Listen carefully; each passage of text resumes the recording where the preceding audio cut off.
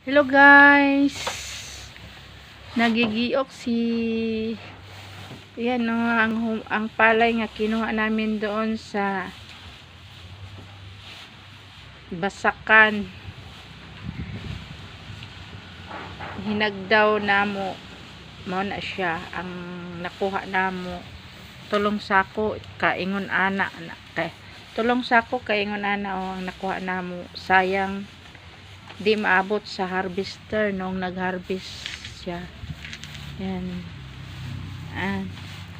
Sayang kaya kinuha namin sa Basakan.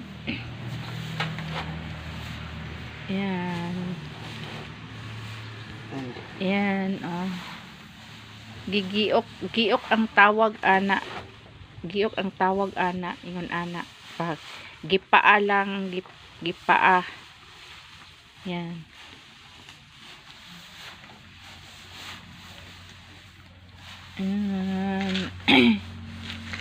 Yan na, marami pa. Siguro mga abot ng isang sako din yan. Isang sakong palay. Sayang eh. Sa luwang na siya. Di naabot sa harvester nung nag-harvest. Na yung sa pinaka liblib sa may pilapil. Pilapil. Dili maabot sa harvester. O na nga among gisuroy, gikuha namo, gisod sako. Yan ang naipon namin. Marami pa eh. Yan.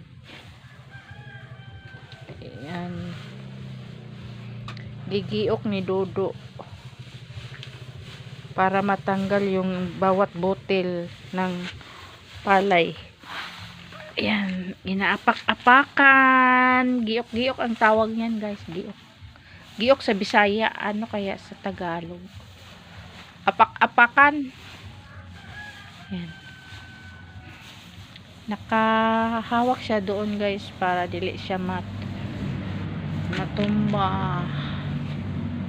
Yan. Nung maliit pa kami, wala pang harvester noon, yun ang ginagawa namin doon sa field. Kapag nag-harvest kami, sa field lang kami. Wala pang harvester noon, wala pang bulhot noon. No. Wala pang harvester noon, wala pang bulhot noon. Yan na, iuli lago. Yan. Inagnag siya. Ayan o, mayroon to. Ayan o. Sayang. Ang gihagdaw namo. Ayan. Yan, dagami na yun. Hinagdaw namin eh. Nung isang linggo, hinagdaw namin yan nung isang linggo. Yun o, marami pang palay doon sa gitna ng Basakan. Yan, marami pa yan. Sayang yun pag hindi namin kinuha.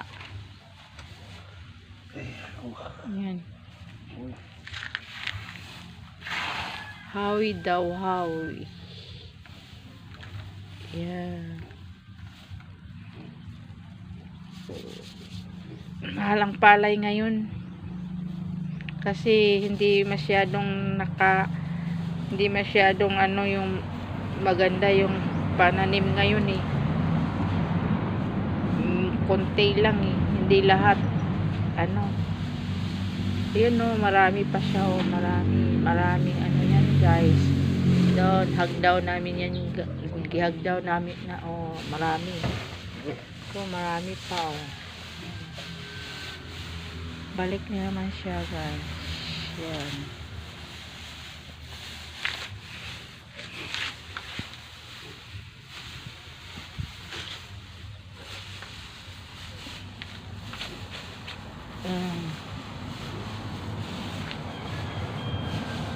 Yan o. Ganon. apak-apakan para matanggal yung bawat bote, guys. Giok-giok, guys. Giok-giok. Giok-giok. Yan.